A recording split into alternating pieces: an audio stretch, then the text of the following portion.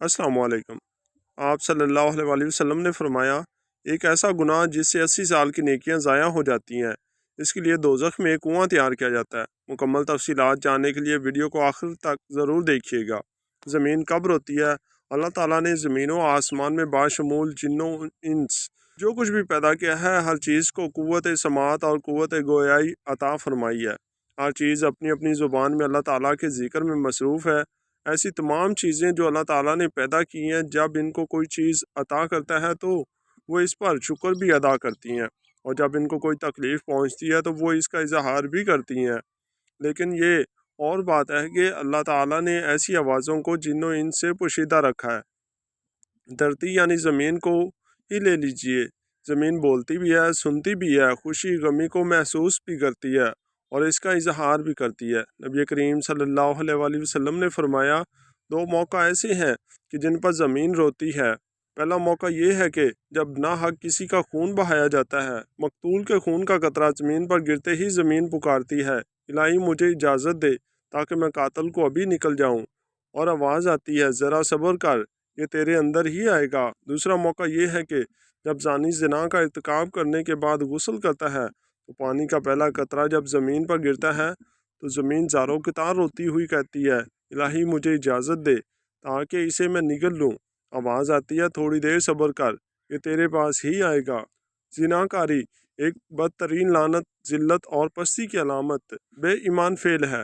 اس کا مرتکب وہی شخص ہوگا جس کے دل میں خوف خدا، عذاب آخرت کا ڈر، آیات قرآنیہ اور احادیث نبویہ کا پاس نہ ہو، اپنوں اور غیروں میں اپنی ذلت اور رسوائی کا اندیشہ نہ ہو، اور وہ نہایت ہی بے غیرت، بے شرم اور بے اہمیت جس کی انسانیت حیوانیت سے مغلوب ہو چکی ہو، اس جرم شنی اور حرکت کبیہ کے ارتکاب کا مجرم ہو سکتا ہے۔ قرآن کریم نے زنا تو کیا، اس کے قریب جانے سے بھی منع فرمایا۔ بدکاری کے پاس نہ جاؤ، بے شک وہ بے حیائی ہے اور بہت ہی بری راہ ہے۔ یعنی زنا خود بھی کبیہ اور دوسرے مقاصد کے اعتبار سے کبیہ تر ہے اور ہزار بار لائق مذمت ہے، افراد کے روحانی پاکیزگی اور اخلاقی طہارت کے بھی منافی ہے، روحانیت کے چہرے پر ایک بدگمان داغ ہے اور جسمانی معاشرتی رتبہ کے لحاظ سے بھی قابل نفرت ہے۔ حضرت ابو ہریرہ رضی اللہ تعالیٰ عنہ سے روایت ہے کہ رسول اکرم صلی اللہ علیہ وسلم نے ارشاد فرمایا، جو عورت کسی قوم میں اس کو داخل کر دے جو اس قوم سے نہ ہو، یعنی زنا کرایا اور اسے اولاد ہوئی، تو اسے اللہ تعالیٰ کی رحمت کا کچھ حصہ نہ ملے گا اور اللہ تعالیٰ اسے جنت میں داخل نہ فرمائے گا۔ حضرت عبداللہ بن عباس رضی اللہ تعالیٰ عنہ سے روایت ہے کہ رسول اللہ صلی اللہ علیہ وسلم نے ارشاد فرمایا، جس قوم میں زنا اور سود ظاہر ہو جائے انہوں نے اللہ تعالیٰ کے عذاب کو حلال کر لیا۔ حضرت عمر بن عاص رضی اللہ تعالیٰ عنہ سے روایت ہے کہ نبی کریم صلی اللہ علیہ وسلم نے ارشاد فرمایا، جس قوم میں زنا ظاہر ہوگا وہ قحط میں گرفتار ہوگی، اور جس قوم میں رشوت کا ظہور ہوگا وہ روم میں گرفتار ہوگی۔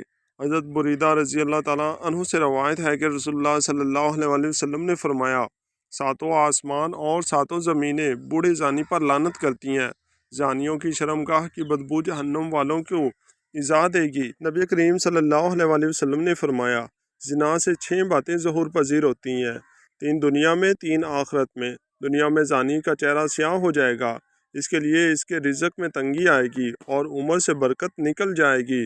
آخرت میں اللہ تعالیٰ کی ناراضگی میں گرفتار ہوگا، حساب میں سختی دیکھے گا، عرصہ دراز تک دوزخ میں رہے گا، بشرط یہ کہ ایماندار ہو، ورنہ ہمیشہ ہمیشہ اس کا ٹھکانہ دوزخ ہوگا۔ نبی کریم صلی اللہ علیہ وسلم نے فرمایا، جو کوئی آزاد یا غلام عورت سے زنا کرے گا، اس کی قبر میں 20 لاکھ سوراخ کر دیے جائیں گے، جن سے سانپ اور بچھو اور آگ کے شعلے اس پر حملہ آور ہوتے رہیں گے اور اسی طرح عذاب میں مبتلا رہے گا۔ نبی کریم صلی اللہ علیہ وسلم نے فرمایا، 3 قسم کے آدمیوں پر اللہ تعالیٰ رحمت کی نظر نہیں فرمائے گا۔ نمبر 1 بوڑھا زانی، نمبر 2 جھوٹی تقریریں کرنے والا، نمبر 3 تکبر کرنے والا فقیر۔ آپ صلی اللہ علیہ وسلم نے فرمایا، زنا سے 80 سال کی نیکیاں برباد ہو جاتی ہیں اور دوزخ میں ایک کنواں زانیوں کے لیے تیار کیا جاتا ہے جس میں انہیں عذاب دیا جاتا رہے گا، اس کا نام حاویہ ہے، اور اسے اگر ایک ذرہ نکال کر دوزخ کے دوسرے حصوں میں ڈال دیا جائے تو وہ اس سے جل جائیں گے۔ کسی انسان کا قتل کرنا کتنا بڑا گناہ ہے، حدیث سے سن لیجئے۔ حضرت ابو سعید خدری اور حضرت ابو ہریرہ رضی اللہ تعالیٰ عنہ سے روایت ہے کہ حضور نبی کریم صلی اللہ علیہ وسلم نے مومن کے قاتل کی سزا جہنم بیان کرتے ہوئے ارشاد فرمایا، اگر تمام آسمانوں اور زمین والے کسی ایک مومن کے قتل میں شریک ہو جائیں تب بھی یقیناً اللہ تعالیٰ ان سب کو جہنم میں چونک دے گا۔ قتل و غارت گری، خون ریزی اور فتنہ و فساد اور ناحق خون بہانا اتنا برا جرم ہے کہ قیامت کے دن اللہ تعالیٰ ایسے مجرموں کو سب سے پہلے بے نقاب کر کے کیفر کردار تک پہنچائے گا۔ حضرت عبداللہ بن مسعود رضی اللہ تعالیٰ عنہ سے روایت ہے کہ نبی کریم صلی اللہ علیہ وسلم نے خون ریزی کی شدت بیان کرتے ہوئے ارشاد فرمایا، قیامت کے دن سب سے پہلے خون ریزی کا فیصلہ سنایا جائے گا۔ حضرت عبداللہ بن عمر رضی اللہ تعالیٰ عنہ سے روایت ہے کہ نبی کریم صلی اللہ علیہ وسلم نے باہمی خون خرابہ اور لڑائی جھگڑے کے تباہ کن نتائج سے خبردار کرتے ہوئے فرمایا کہ قتل و غارت گری اتنا بڑا جرم ہے کہ اگر کوئی فرد یا طبقہ اس میں ایک مرتبہ ملوث ہو جائے تو پھر اسے اس سے نکلنے کا راستہ نہیں ملے گا۔